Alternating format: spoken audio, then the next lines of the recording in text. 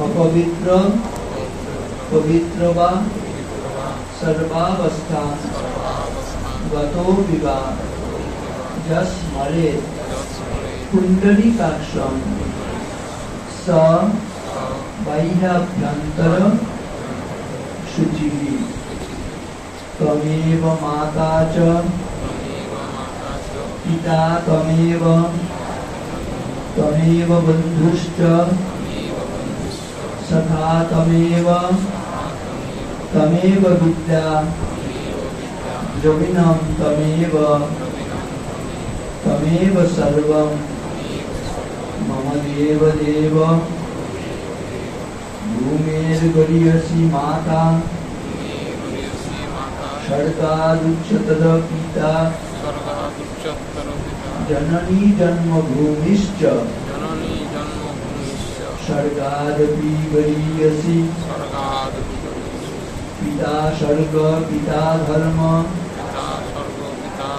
पिता हि परमं तपः पितरी प्रीतिमापन्ने प्रीयन्ते सर्वदेवता यत्प्रसादात् जगद्दृष्टं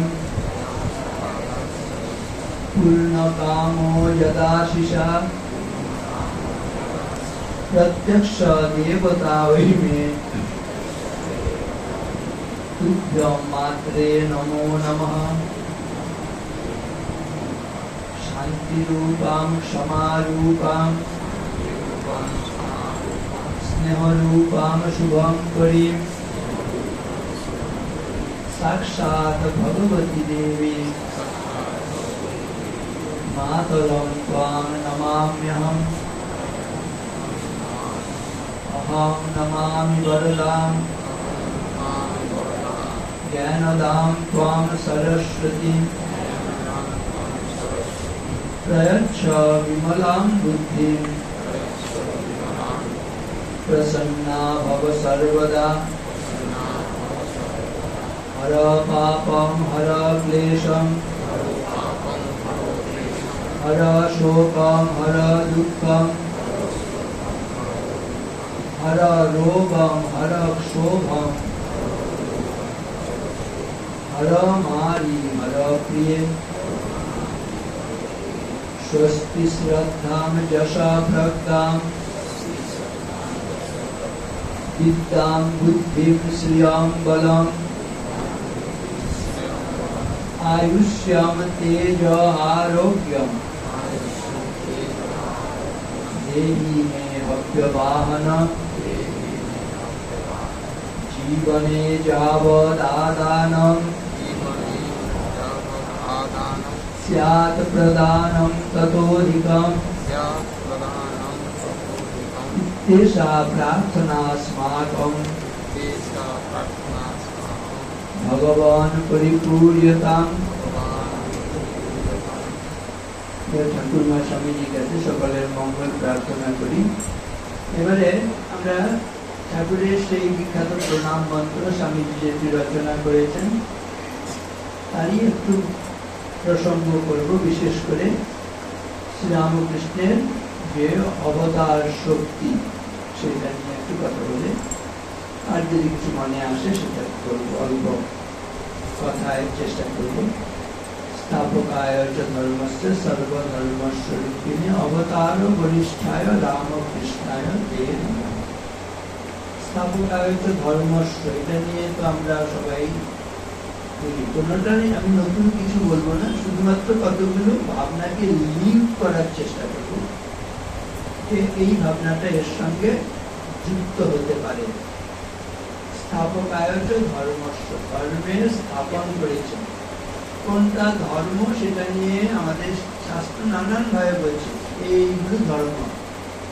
ধর্মের 10টা লক্ষণের কথা বলছে, ঋত্বিক, সমা, দম, অস্তেয়, শৌচম, ইন্দ্রিয় নিগ্রহ, ধী, বিদ্যা, সত্যম, অক্রোধ, দশকম ধর্ম লক্ষণম।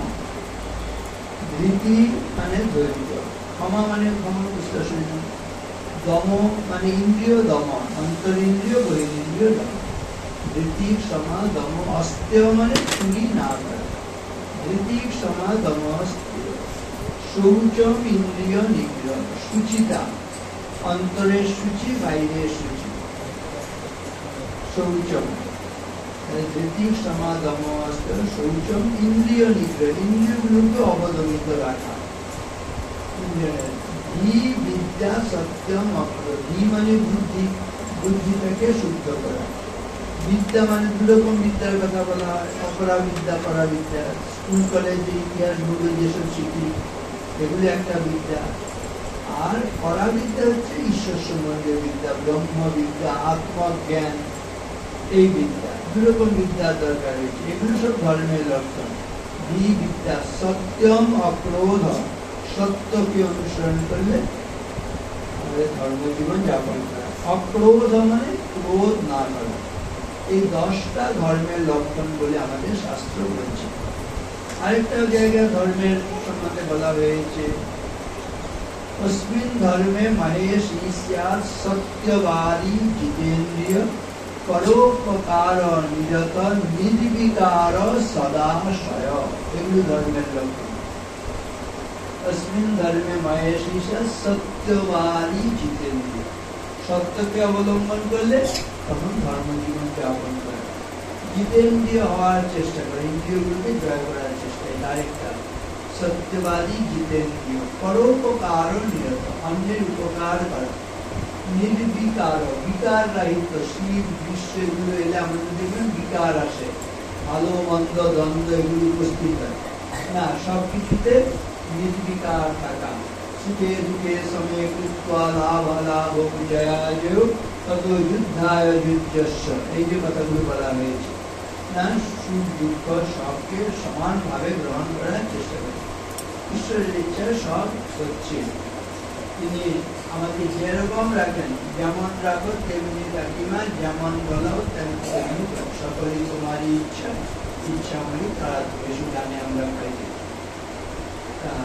এইগুলো নির্বিকার সদাশয়, সদাশয় এটাও একটা ধর্মের লক্ষণ। সদাশয় মূলত দেখবেন ভালো ব্যবহার এগুলো করা। এইটা একটা খুব ভক্তদের বেশি জানা দরকার, যে ধর্মজীবনটা শুরু হচ্ছে কিন্তু ব্যবহার দিয়ে। আমি আপনি যদি সদাচারী না হই তাহলে কিন্তু ধর্মজীবন শুরুই হলো না। একসঙ্গে বলতে পারেন আমার সঙ্গে সঙ্গে এই সদাচারের মহিমা বলুন। সদাচারেণ সর্বেষাং শুদ্ধং ভবতি মানসম নির্মলঞ্চ বিশুদ্ধঞ্চ মানসম দেব মন্দিরম। অসাধারণ সুন্দর কথা বলা হয়েছে। সদাচার দিয়ে মন শুদ্ধ হয়। সদাচারেণ সর্বেষাং মানে সকলে, সদাচারেণ সর্বেষাং শুদ্ধং ভবতি মানসম। শুদ্ধং ভবতি মানে শুদ্ধ হয়, মানসম মানে মন। তাহলে সদাচার দিয়ে, ভালো ব্যবহার দিয়ে মন শুদ্ধ হয়।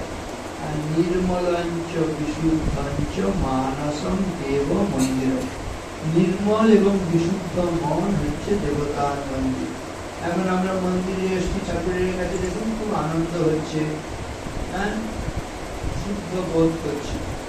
কিন্তু বলা হচ্ছে এখানে এসে আনন্দ করছি, শুদ্ধ বোধ করছি, ঈশ্বর সান্নিধ্য লাভ করছি।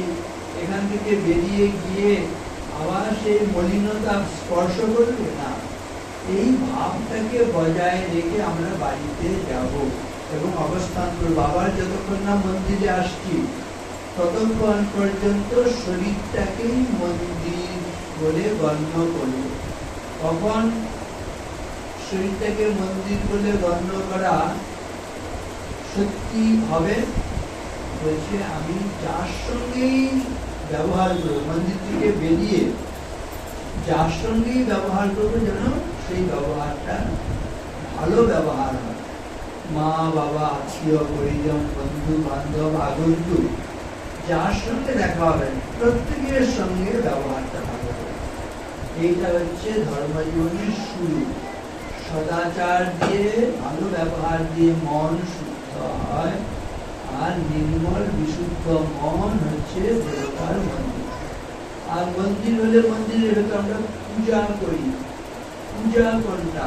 আমরা দেখবেন পূজা করি ধূপ, দীপ, নৈবেদ্য, পাদ্য, অর্ঘ্য, কখনো পঞ্চোপচার, কখনো দশোপচার, কখনো ষোড়শোপচারে পূজা করি। এগুলো পূজা, কিন্তু এগুলো বলবো গৌণ অঙ্গ। আসল পূজা কোনটা? আবার একসঙ্গে বলবেন, যেন কেন প্রকারেণ যস্য কস্য অপি দেহিন সন্তোষং জনয়েৎ প্রাজ্ঞ তদেব ঈশ্বর পূজনম।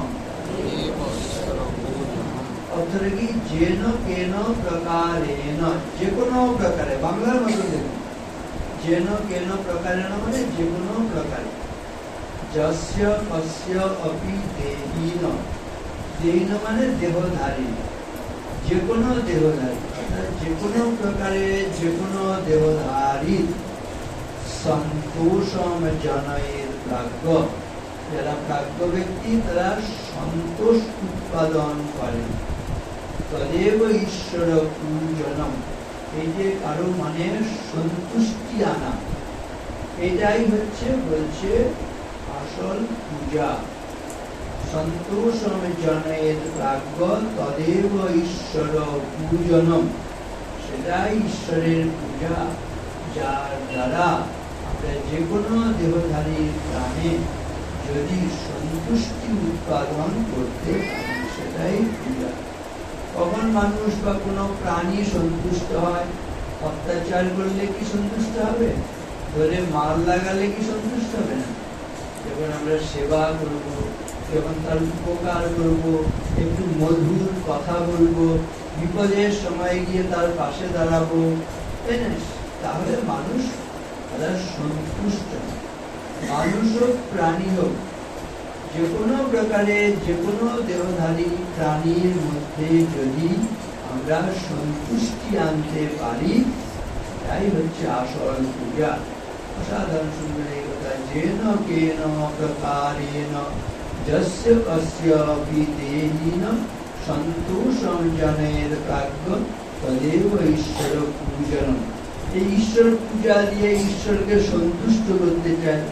ঈশ্বর সন্তুষ্ট হলে কি হয় না, তিনি আমার গোচরে আসবেন, তাকে আমরা লাভ করতে পারবো। কেন আমরা লাভ করতে পারছি না? তিনি যদি একবার আমাদের হৃদয়ে অধিষ্ঠিত হন, তাকে যদি লাভ করতে পারি, লাভটা কি বলা হচ্ছে, তখন আর একদিন দুদিন আমাকে আপনাকে এরকম পাঠচক্র করে আনন্দ পেতে হবে না, উৎসব অনুষ্ঠান করে আনন্দ পেতে হবে না, তখন নিত্য উৎসব হবে। বলা হচ্ছে নিত্য উৎসব হবে তেষাং নিত্য শ্রী নিত্য মঙ্গলম যেষাম হৃদিস্থো ভগবান মঙ্গলায়তনো হরি। সমস্ত মঙ্গলের আশ্রয় শ্রী হরিকে যদি একবার হৃদয়ে বসাতে পারি, তখন নিত্য উৎসব হবে তেষাং, প্রতিদিন উৎসব হবে আমার আপনার শরীর মনের মধ্যে। নিত্য শ্রী, সেখানে শ্রী লাভ হবে মানে সম্পদ লাভ হবে। দু রকমের সম্পদ আছে, জাগতিক সম্পদ, আবার আছে দৈবী সম্পদ। এখানে দৈবী সম্পদটা আমাদের জীবনের সবচেয়ে বড় সম্পদ। এমনি বাইরের সম্পদ আজ আছে কাল নেই, তাই না? দৈবী সম্পদ যদি একবার লাভ করতে পারি, আর যে সুফল আমরা সেটা অনেক দিন পাই। দৈবী সম্পদ কোনগুলো? দৈবী সম্পদ হচ্ছে সেগুলো যেগুলো টাকা দিয়ে কেনা যায় না।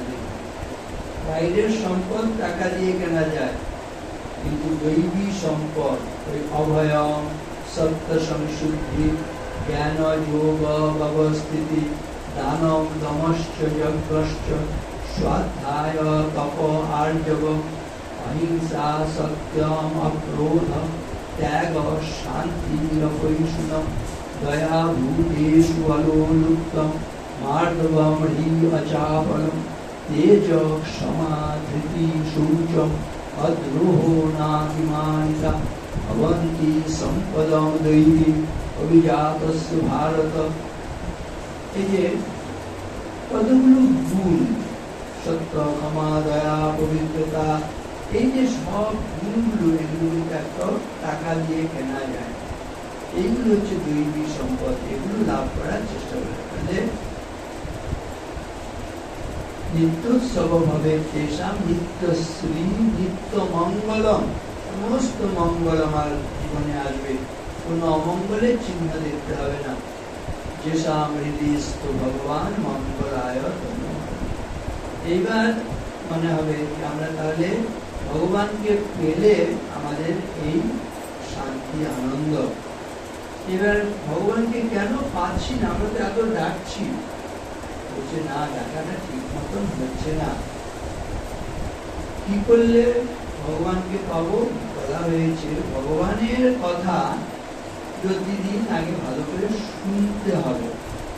জন্য বলা হয়, ভাগবতে বলছে শৃণ্যত শ্রদ্ধয়া নিত্যম বিনতশ্চ সচেষ্টিতম কালেন নাতি দীর্ঘেন ভগবান বিশতে হৃদি প্রবিষ্ট কর্ণরন্ধ্রেণ স্বানাম ভাবসরোর্ধ্বম ধুনুতি সমলম কৃষ্ণ সলিলস্য যথা শরৎ। অসাধারণ সুন্দর উদাহরণ দিচ্ছে। কি? সলিল মানে জল, তাই না? বৃষ্টির জল, শরৎকালের বৃষ্টির জল। এমনি বৃষ্টির জল দেখুন কত শুদ্ধ। শরৎকালের বৃষ্টির জল মানে তার আগে বর্ষা হয়েছে, বর্ষার ফলে ধুলোবালি সব মাটিতে বসে গেছে, আর আকাশে তখন ধুলিবালি নেই, মানে আরো বিশুদ্ধ হয়েছে শরৎকালের জল। সেই জল সরোবরে করলে সরোবরের যে কাদা জল ততদিন অনেক বসে গেছে, আর যেটুকু জল আছে উপরের শুদ্ধ জল করলে নিচে মলিন জলগুলো বেরিয়ে যায়।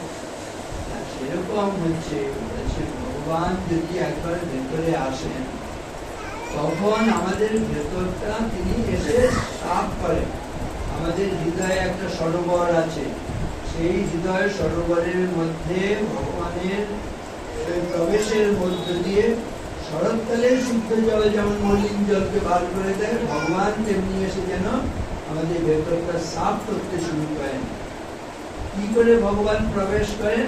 বলছে, দেখতে জানে আছে, কানেরও ভিতর দিয়া মরমে পশিব প্রবিষ্ট কর্ণরন্ধ্রেণ স্বানাম ভাব সরোর্ধ্বম। সরোবর রয়েছে হৃদয়ে, হৃদয় সরোবর, কানের মধ্য দিয়ে হৃদয় সরোবরে প্রবেশ করে সেই সরোবরটা শুদ্ধ করছেন, আর শুদ্ধ করে তিনি সেখানে অবস্থান করছেন। তখন নিত্য উৎসব, নিত্য মঙ্গল, নিত্য মহাসম্পদ, শ্রী সম্পদ ভূমাসপদের আমরা অধিকারী হচ্ছি। শুরুটা কি করে হচ্ছে? শৃণ্যত মানে শোনার মধ্য দিয়ে। কি করতে হবে? শুনতে হবে ভগবানের কথা, খেলা ফেলা করে শুনলে হবে না, শ্রদ্ধা, শ্রদ্ধার সঙ্গে শুনতে হবে, ভক্তি ভালোবাসা নিয়ে। শৃণ্যত শ্রদ্ধয়া নিত্যম, প্রতিদিন শুনতে হবে, একদিনও বাদ দিলে হবে না। নিত্যম, একদিন শুনলাম আর বাকি শুনলাম না, এরকম করলে হবে না, প্রতিদিন শুনতে হবে। শোনা জিনিস, জানা জিনিসও শুনতে হবে। রামায়ণ কি আর নতুন করে লেখা হবে? মহাভারত, গীতা, আমি তো গীতা একবার পড়েছি না, যত পড়লে দেখবেন নতুন নতুন তার মধ্যে কিন্তু অর্থ বেরিয়ে আসবে। কথা কিন্তু আজকে পড়েছেন, আবার দুদিন পরে 5 দিন পরে একই লাইন পড়ুন, দেখবেন নতুন নতুন অর্থ একটা আপনার মধ্যে উদ্ভাসিত হবে। মনটা যত শুদ্ধ হবে, মনটা যত একাগ্র হবে, দেখবেন নতুন নতুন ভাব, নতুন নতুন আলো আমরা বুঝতে পারবো তার মধ্যে দিয়ে। জন্য জানা জিনিস, পড়ার জিনিসও কিন্তু আবার শুনতে হবে।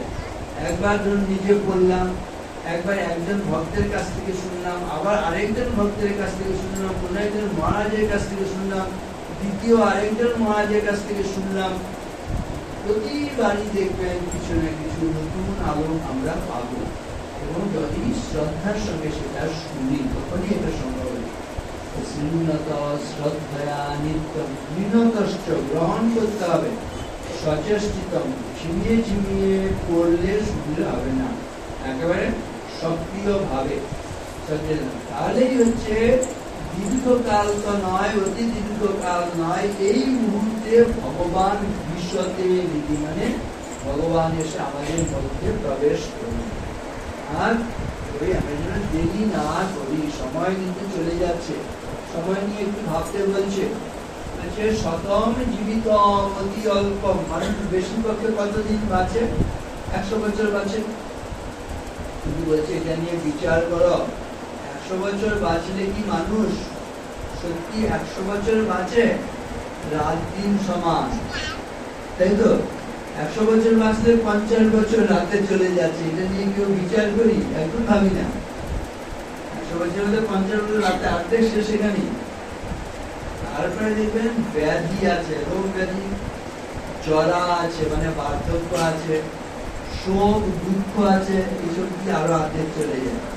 25 বছর, সেই 25 বছর আমরা কি করছি? ঝগড়া ঝাঁটি, মামলা মকদ্দমা, হ্যাঁ, এইসব করে কাটিয়ে দিচ্ছি।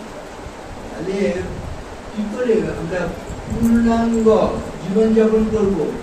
খণ্ডিত জীবনযাপন করছি। বলছে না, এরকম করে যেন সময় অপচয় না হয়। শতম জীবিতম অতি অল্পম রাত্রি তস্য অর্ধহারিণী ব্যাধি শোক জরায় আশ্রয়ী অর্ধম তদপি নিষ্ফলম। বলছে জীবনটা নিয়ে ভাবো। বাল্যকালটা অজ্ঞানে কেটে গেছে, অজ্ঞান উপহত বাল্যে যৌবনে মদনাহত শেষে কলস্ত্র চিন্তার্থ কিং করতু পদায়ন। অজ্ঞান উপহত বাল্যে, বাল্যকালটা অজ্ঞানে কেটে গেছে। দেখবেন আমরা সেই শিশু, সে মলমূত্রের মধ্যে পড়ে সে খেলছে, হাসছে, আনন্দ করছে, বোধ নেই, তাই না? অজ্ঞানে কেটে যাচ্ছে বাল্যকাল। অজ্ঞান উপহত বাল্যে যৌবনে মদনাহত, যেই যৌবন এলো তখন হচ্ছে ইন্দ্রিয় তাড়নায় ভুগছি। যৌবনে মদনাহত শেষে ফলত্র চিন্তার্থ, শেষ মানে শেষ বয়সে, বৃদ্ধ বয়সে কি না স্ত্রীর চিন্তা, কি স্বামীর চিন্তা, নাতি পুতি এদের চিন্তা, আমি না থাকলে এদের কি হবে। কিন্তু বৃদ্ধ জানেন না, বাড়ির ছেলে পুলে নাতি পুতি ভাবছে বুড়িটা কবে বিদায় হবে, তবে আমরা একটু আনন্দে কাটাবো, আমাদের বোঝা কমবে। ওরা যে বাড়ির বোঝা হয়ে যাচ্ছেন সেটা কিন্তু মনে হয় না, আমি না থাকলে কি হবে, তখন এই চিন্তাই আমরা করছি, তাই না? কেন আগে থেকে এইসব নিয়ে তুমি বিচার করো। তোমার বিত্তানি ভূমৌপশবশ্চ গোষ্ঠে মারিয়া গৃহদ্বারে স্বজন শ্মশানে দেহশ্চিতায়াম পরলোক মার্গে ধর্মানুগো গচ্ছতি জীব এক এব, কর্মানুগো গচ্ছতি জীব এক এব। বিত্তানি ভূম, টাকা পয়সা ধন দৌলত যা সঞ্চয় করেছেন না, মাটিতেই পড়ে থাকবে, একটাও কেউ নিয়ে যেতে পারবো না। বিত্তানি ভূম পশবশ্চ গোষ্ঠী, আগেকার দিনে পশু সম্পদ, হাতি ঘোড়া এগুলো সম্পদ ছিল। হাতি ঘোড়া সব পশু শালাতেই পড়ে থাকে, একটাও নিয়ে যেতে পারবো না। পশবশ্চ গোষ্ঠী ভারিয়া গৃহদ্বারে, স্ত্রী যে এত প্রিয়, তিনি শরীর চলে গেলে কতটা এগোন, মৃতদেহের সঙ্গে বড়জোর চৌকাঠ পর্যন্ত, বাড়ির গেট পর্যন্ত আসেন, তার বেশি কি তিনি এগিয়ে দেন? পারেন না। আর স্বজন, আত্মীয় স্বজন, তারা কত দূর এগোয়, বড়জোর শ্মশান পর্যন্ত তারা এগিয়ে দেয়। আর নিজের যে শরীরটা আরো বেশি প্রিয়, শরীরটা কত দূর যায়, মৃত্যুর পরে শরীরটা বড়জোর চিতা পর্যন্ত, তার বেশি কি শরীরটা যেতে পারে? সেখানে কিন্তু ছাই হয়ে গেল। এইসব বুঝিয়ে নিয়ে তুমি তাহলে কি নিয়ে যাবে না, তোমার যদি কিছু ভালো কর্ম করা থাকে তার ফলটা তুমি নিয়ে যেতে পারো। যদি কিছু ধর্ম করা থাকে তাহলে তার যে ফল সেটা সঙ্গে যায়, অন্য কিছু যায় না। আচ্ছা বলবেন আবার বিত্তানি ভূম, ভূতানি ভূম পশবশ্চ গোষ্ঠে পশবশ্চ গোষ্ঠে ভার্যা গৃহদ্বারে ভার্যা গৃহদ্বারে স্বজন শ্মশানে স্বজন শ্মশানে দেহশ্চিতায়াম দেহশ্চিতায়াম পরলোক মার্গে পরলোকমার্গে ধর্মানুগো গচ্ছতি ধর্মানুগো গচ্ছতি জীব এক এব জীব এক এব কর্মানুগো গচ্ছতি কর্মানুগো গচ্ছতি জীব এক এব। জীব এক এব। তাহলে একমাত্র কর্মের ফলটা যায়, একমাত্র ধর্মের ফলটা সঙ্গে যায়, অন্য কেউ সঙ্গে যায় না। সেজন্য অত অন্যের জন্য চিন্তা করে কি করবেন? আর দেখবেন দুশ্চিন্তা করে জগতে কোনো কিন্তু সুফল পাবেন না। বলছে দুশ্চিন্তাটা কেমন? এটা অসুখের মতন। চিন্তাজ্জর মনুষ্যানাম সুধাম নিদ্রাম বলম হরে রূপম উৎসাহ বুদ্ধিম শ্রীম জীবিতঞ্চ ন সংশয়। চিন্তাজ্জর, দুশ্চিন্তা হলে কি হয়? কিরকম দুশ্চিন্তার মানে খারাপ দিকটা নিয়ে ভাবুন। বলছে চিন্তাজ্জর মনুষ্যানাম সুধাম নিদ্রাম বলম হরে। দুশ্চিন্তা হলে, উদ্বেগ থাকলে ভালো ভালো খাবার যদি আপনার সামনে দেয়, আপনি খেতে পারবেন? রুচি হবে না। খাবার পড়ে আছে, দুপুর থেকে বিকেল গড়িয়ে গেছে, এতটুকু ইচ্ছাই হলো না খাবার খেতে। দুশ্চিন্তা এমন জিনিস। ক্ষুধা, তারপরে নিদ্রা, ঘুমোতে পারবেন? বলছে ট্যাবলেট খেয়েও ঘুমোতে পারে না মানুষ। কেন? এত দুশ্চিন্তা, উদ্বেগ। সুধাম নিদ্রাম বলম হরে, বল চলে যায়, শক্তি চলে যায়। আর সুধাম নিদ্রাম বলম হয় তো রূপম উৎসাহ বুদ্ধিম শ্রীম, নিজের শরীরের যে রূপ সেটা চলে যায়। কেমন কালো হয়ে গেছে, ম্লান হয়ে গেছে। চিন্তায় চিন্তায় মানুষ এরকম হয়ে যায়। রূপম উৎসাহ, উৎসাহ চলে যায়। বুদ্ধিটা নষ্ট হয়ে যায়। কোনো চিন্তা করে একটা কাজ করছেন, কিন্তু দেখুন সব ব্যর্থ হয়ে যাচ্ছে। বুদ্ধি, উৎসাহ বুদ্ধি শ্রী, শ্রী মানে লক্ষ্মী। টাকা পয়সা জলের মতন খরচ হয়ে যাবে, কিন্তু কোনো কিছুতেই সেই খরচটা কাজে আসছে না, শুধুই যেন অপচয় হচ্ছে। দুশ্চিন্তা করলে এরকম। চিন্তাজ্জর মনুষ্যানাম সুধাম নিদ্রাম বলম হরে রূপম উৎসাহ বুদ্ধিম শ্রীম জীবিতঞ্চ ন সংশয়। আরেকটা কি বলছে? চিন্তা নিয়ে ভাবো। চিতা চিন্তা দ্বয়োর মধ্যে চিন্তা নাম গরীয়সী। চিতা দহতি নির্জীবম চিন্তা প্রাণ সমম বহু। কি অর্থ? দেখবেন চিতা আর চিন্তা দুটো কথা আছে, কোনটা বেশি ক্ষতি হয়? চিন্তা হচ্ছে মরে গেলে সব দেহটাকে পড়াচ্ছে, আর দুশ্চিন্তা বেঁচে আছে আপনি সজীব সতেজ শরীরটাকে তিল তিল করে তুষা নলে দগ্ধ করছে, তাই না? এটা বেশি যন্ত্রণা না দুশ্চিন্তা? তাহলে না, ওই দুশ্চিন্তা না। তাহলে কি করবে? যদি চিন্তা করতেই হয় তাহলে হচ্ছে রামের চিন্তা করবে। রামম চিন্তয় চিত্ত বর্বর চিরম চিন্তা সতৈ কিং ফলম কিং মিথ্যা বহু জল্পনেন সততম রে বক্ত্র রামম বদ কর্ণত্বম শ্রীরামচন্দ্র চরিতম কিং গীত বাদ্যাদিভি চক্ষুস্ত্বম রামময়ম নিরীক্ষ সকলম রামাৎ পরম ত্যাজ্যতাম। রাম ছাড়া যা কিছু সব হারাম, অতএব হারাম ত্যাগ করে তুমি রামকে ধরো। রাম চিন্তয়, চিত্ত বর্বর, বর্বর মানে অসভ্য। ওরে অসভ্য মন, তুমি শুধু রামের চিন্তা করো। রাম চিন্তয় চিত্ত বর্বর চিরম চিন্তা শতই কিং ফলম। শত সহস্র চিন্তার কোনো ফল নেই, এরপরে কোনো সুফল পাবে না। চিরম চিন্তা শতম কিং কিং মিথ্যা বহু জল্পনেন সততম রে বক্ত্র রামম বলে।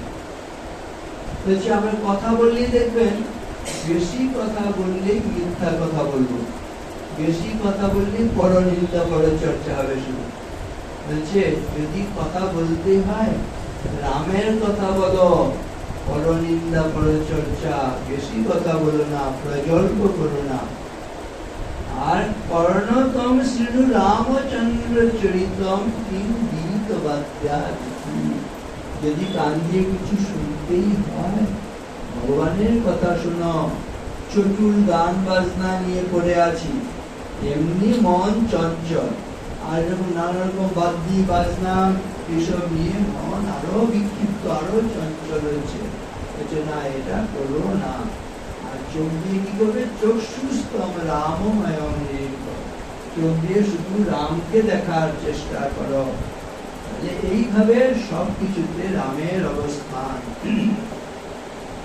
আর কি করবে না? বাণী গুণানুকথনে শ্রবণো কথায়াম অস্তু চ কর্মসু মনস্তব পাদয়োর্ন স্মৃত্যাম শিরস্তব নিবাস জগৎ প্রণামে দৃষ্টি সতম দর্শনেস্তু ভবৎ করুণা।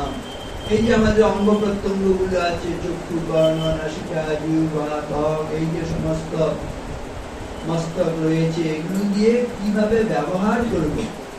হচ্ছে বাণী গুণানুকথনে। বাণী মানে জিহ্বা, জিহ্বা দিয়ে কথা বলি। জিহ্বার ব্যবহার কেমন হবে না? ভগবানের গুণ কীর্তন করবো, বাণী গুণানুকথনে। শ্রবণ মানে দুটো কান আছে, শ্রবণ, শ্রবণ কথা, শ্রবণ দিয়ে কান দিয়ে ভগবানের কথা শুনি। বাণী গুণানুকথনে শ্রবণ কথায়াম হস্তৌ চ কর্মসু, দুটো হাত দিয়েছে, সেই হাত দিয়ে ঠাকুরের কাজ করব, পূজার কাজ বা ঠাকুরের সন্তানদের সেবার কাজ করব। ঠিক আছে, এটা নিয়ে দুই হাত দিয়ে ভগবানের সেবা, ভক্তের সেবা করব।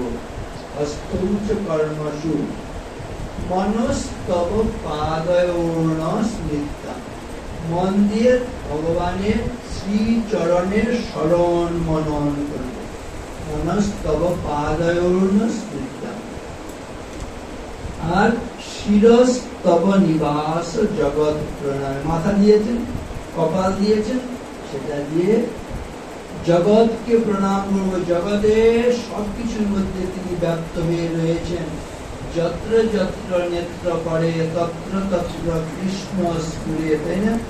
সেজন্য এই দৃষ্টিভঙ্গি নিয়ে এই বিরাট রূপী যে ভগবান, তার চরণে আমি প্রণাম নিবেদন করব।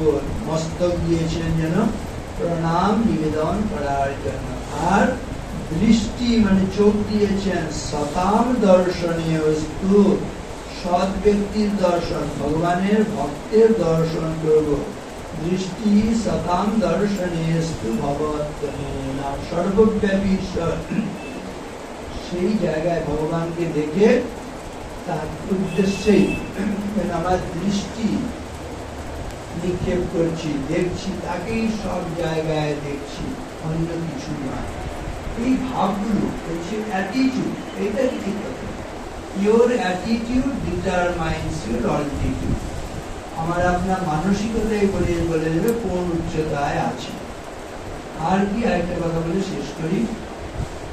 কিরকম মানসিকতা নিয়ে আমরা সব মনে করি সব কাজ ফেলে রাখি, যে হ্যাঁ আর একটু বয়স হলে তখন এই কাজটা গোছাবো, তারপরে ভগবানের নাম করবো, তাই না? কিন্তু একটা জিনিস দেখবেন, সংসার আজ পর্যন্ত কেউ গোছাতে পারে না।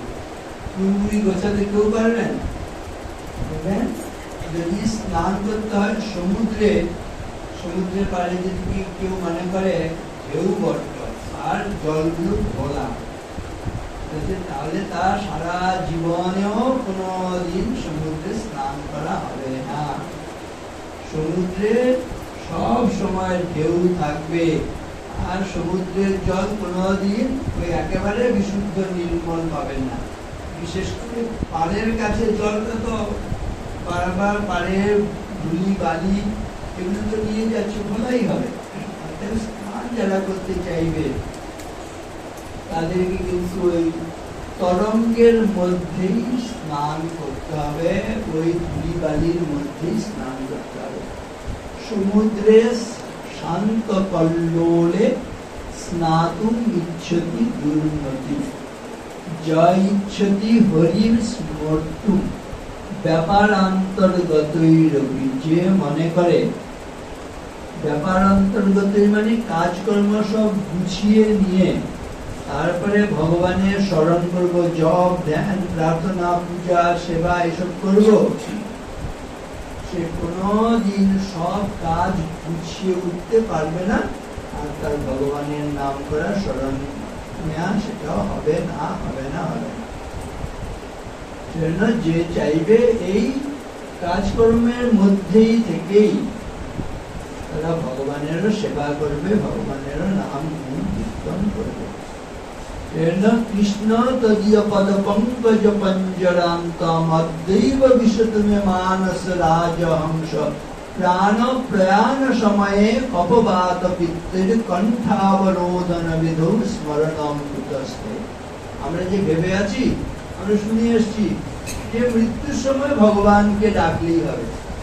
মৃত্যুর সময় ভগবানকে ডাকা কি এত সোজা? মৃত্যুর সময় একজন বলছে, মৃত্যু সজ্জায় আছে, ছেলেরা গিয়ে বাবাকে বলছে, বাবা কৃষ্ণ বলো, হরি বলো, রাম বলো। বাবা বলছে এত কথা বলতে পারবো না, এত কথা বলতে পারবো না। কত কথা বলেছে, তুমি কৃষ্ণ নাম শুধু রাম নাম হরি নাম ভগবানের নামটা করতে পারলো না। ঠিক কিনা? এটাই তো আমাদের, এটা আমরা শুনে হাসছি বটে, আমাদের অবস্থা কি এর চেয়ে ভালো কিছু? সেজন্য না, এখন থেকে অভ্যাস হয়ে গেছে। কৃষ্ণ তদীয় পদ পঙ্কজ পঞ্জরান্তম অদ্বৈব বিশতুমে মানস রাজহংস। ভগবানের চরণে গিয়ে আজকে এখনই আমার মনরূপ রাজহাঁসটাকে আশ্রয় নিয়ে, দেরি করার দরকার নেই, আজকে এই মুহূর্তে তদীয় পদ পঙ্কজ পঞ্জরান্তম অদ্বৈব বিশতুমে মানস রাজহংস প্রাণ প্রয়াণ সময়ে কপবাত পিত্তই। সবার কপ বাত পিত্ত এইসব আছে। কপ বাত পিত্তের প্রকোপ হলে কণ্ঠ রুদ্ধ হয়ে যায়, গলা দিয়ে কথা বেরোয় না। যখন গলা দিয়ে কথা বেরোবে না, তাহলে তোমাকে কি করে তখন ডাকবো, জপ করবো? সেজন্য এতদিন অপেক্ষা নয়, আজকে এই মুহূর্তেই তোমার চরণ কমলে গিয়ে আমার মনরূপ রাজহাঁসটা গিয়ে সেখানে অবস্থান করতে শুরু করে দিই। কি অসাধারণ সুন্দর ভাবনা না? कल कर जो आज कर जो अभी कल में प्रलय हो जाएगा, बहुरी करेगा कभी। যে কোনো সময় মৃত্যু চলে আসবে, সেজন্য কাল করবো না, এখনই করো। এটা বলে শেষ, বলুন আসলে গতে শোক তোমার কর্তব্য ভবিষ্যৎ নৈব চিন্তয়ে বর্তমানেন কালেন বর্তয়ন্তে বিচক্ষণ। যে দিনটা চলে গেছে সেটা নিয়ে কোনো দুশ্চিন্তা, গতে শোক না কর্তব্য। আমরা দেখবেন কি কি ভুল করেছি সেই সব নিয়ে শুধু চিন্তা করছি, এটা শুধু সময়ের অপচয়। যেটা হয়ে গেছে, ভুল হোক ভালো হোক, গেছেটা গেছে, ওটা ছেড়ে দিন, ওটা নিয়ে আর চিন্তা করেন। গতে শোক না ভবিষ্যৎ নৈব চিন্তায়। আমার ভবিষ্যতে আমার যদি 1 কোটি টাকা থাকতো, কি করতাম আমি? আমি যদি দেশের প্রধানমন্ত্রী হতাম, আমি যদি মুখ্যমন্ত্রী হতাম, আমি যদি চেয়ারম্যান হতাম, তাহলে এগুলো করতাম। এগুলো বলছে একেবারে বোকামি ছাড়া কিছু। এসব নিয়ে ভবিষ্যৎ নিয়েও দুশ্চিন্তা না। কি করবে? বর্তমানেন কালেন বর্তয়ন্তে বিচক্ষণা। বিচক্ষণ লোকেরা বর্তমান, এখন আমি ঠিক কাজ করছি তো, তারপরে মুহূর্তে ঠিক কাজ করছি তো, তারপরে মুহূর্তে, এইটা হচ্ছে এই মুহূর্তে যেন আমি ঠিক কাজ করি।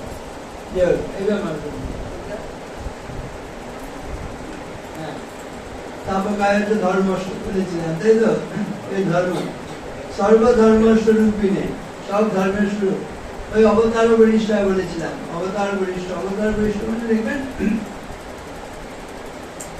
দশাবতারের নাম মনে আছে? মৎস্য, কুর্ম, বরাহ, নৃসিংহ, এদিকে বামন, এদিকে ভৃগু মানে পরশুরাম, তারপর রামচন্দ্র, তারপরে হচ্ছে বলরাম, এদিকে বুদ্ধ ভগবান, তাই না? তারপরে কল্কি এবং দশাবতার। বলছে এক একটা যুগকে এক একজন রক্ষা করেছে, প্রচন্ড শক্তি। শ্রীরামকৃষ্ণ কিন্তু সেই অবতারের শক্তি, তাই না? এত শক্তি নিয়ে তিনি এসেছেন। যিনি রাম, যিনি কৃষ্ণ, তিনি জানি রামকৃষ্ণ। রামের শক্তি কি ভয়ঙ্কর, কৃষ্ণের শক্তি কি ভয়ঙ্কর, এগুলো নিয়ে একটু চিন্তা করতে হবে। দশাবতারের শক্তিটা একটু বলছি। वेदानुद्धरते जगन्ति बलते भूगोलमुद्बिभ्रते द्वैतं तारयते बलिं चलयते शत्रक्षयं कुर्वते गौरस्तं जयते फलं कलयते कारुण्यमातन्वते म्लेच्छान्मुच्यते दशाकृतिकृते कृष्णाय तुभ्यं नमः। এই শ্লোকের মধ্যে দেখুন দশাবতারের নাম বলা হয়েছে। আমি ব্যাখ্যায় যাচ্ছি না, বিশেষ করে একজনের কথা বলবো, নৃসিংহ ভগবান। তার কি প্রচন্ড শক্তি। একদিকে মানুষ, নিচেটা, উপরটা হচ্ছে সিংহ, তাই না? প্রচন্ড শক্তি। গর্জন্তম গর্জয়ন্তম নিজ ভুজে পটলম স্ফোটয়ন্তম হটন্তম রূপ্যন্তম তাপয়ন্তম দিবি ভুবি দিতিজং সেবয়ন্তম ক্ষিপন্তম রন্দন্তম রোষয়ন্তম দিশি দিশি সততম সংহরন্তম ভরন্তম বিক্ষন্তম ঘূর্ণয়ন্তম শরণিকরশতে দিব্য সিংহং নমামি। নৃসিংহ ভগবানের মানে প্রচন্ড শক্তি। মৃত্যুর মৃত্যুর নমাম্যহম, তিনি মৃত্যুর মৃত্যুর কারণ। যে শব্দগুলো দেখবেন প্রচন্ড শক্তি। রামের শক্তি কেমন? বর্জনম ভববীজানাম অর্জনম সর্বসম্পদাম তর্জনম যমদূতানাম রাম রামেতি বলে। জয় শ্রীরাম বলে, আর রাম কথা বললে হা করলে হা হলো মুখটা, মুখের ভেতর থেকে পাপ বেরিয়ে গেল। আর ম বললেই দেখবেন মুখ বন্ধ হলো, বাইরের পাপ যাতে ভেতরে আর প্রবেশ করতে না পারে, বলছে কপাটের মধ্যে বন্ধ হয়ে গেল। রাম নামের এমন শক্তি। আর কৃষ্ণ নামের শক্তি অম্ভোধি স্থলতাম স্থলম জলদিতাম ধুলিতব শহীদতম শহীদম মৃৎকণতাম তৃণম পুলিশতাম বজ্রম তৃণক্ষীণতম বহ্নি শীতলতাম হিমম দহনতাম আয়াতি যস্যেচ্ছা লীলা দুর্ললিতাদ্ভুত তস্মিনে কৃষ্ণায় তুভ্যং নমঃ। অম্ভোধি স্থল, অম্ভোধি মানে সাগর, মহাসাগরকে স্থলে, স্থলকে জলে, ধূলিকণাকে পর্বতে, পর্বতকে ধূলিকণায়, ঘাসকে বজ্রে, বজ্রকে ঘাসে, আগুনকে বরফে, বরফকে আগুনে পরিণত করতে পারেন ভগবান। প্রলয় সৃষ্টি ইচ্ছা মাত্র করতে পারেন, এত শক্তি ভগবান। প্রলয় সৃষ্টি তব পুতুল খেলাতেন, সেই শ্রীকৃষ্ণের এরকম শক্তি। আর যিনি রাম, যিনি কৃষ্ণ, তিনি রামকৃষ্ণ, তার শক্তি কেমন? শক্তি সমুদ্র সমুদ্র তরঙ্গ দর্শিত প্রেম বিজৃম্ভিত রঙ্গ সংশয় রাক্ষস নাশ মহাশ্রম ইয়ামি গুরুম শরণম ব্রজে। সব শক্তি নিয়ে শ্রীকৃষ্ণ। সেই শক্তি স্বরূপ শ্রীরামকৃষ্ণ ধ্যান করলে আমাদের সব দুর্বলতা নাশ হবে, সব সংকট। এইটাই বলবো, অবতার বরিষ্ঠ শ্রীরামকৃষ্ণ মানে শক্তি স্বরূপ শ্রীরামকৃষ্ণ। সমস্ত দুর্বলতার অবসান হবে। বিশেষ করে হিন্দুরা বাইরে যে আঘাত পাচ্ছে, কেন? এই অবতারদের শক্তি সম্বন্ধে আমরা অবহিত নই, শক্তির সঙ্গে সংযোগ বিচ্ছিন্ন করে ফেলেছি। বাঁচতে হলে আমাদের ওই শক্তির সঙ্গে যুক্ত হতে হবে। নিজেরা যুক্ত হবো, পুত্র কন্যা নাতিপুতি তাদেরকে এই উত্তরাধিকার, এই শক্তি সঙ্গে যুক্ত করে দিয়ে যেতে হবে। দেখবেন তখন আমাদের দুর্বলতার অবসান হবে এবং আমাদের রক্ষা হবে। ঠিক আছে।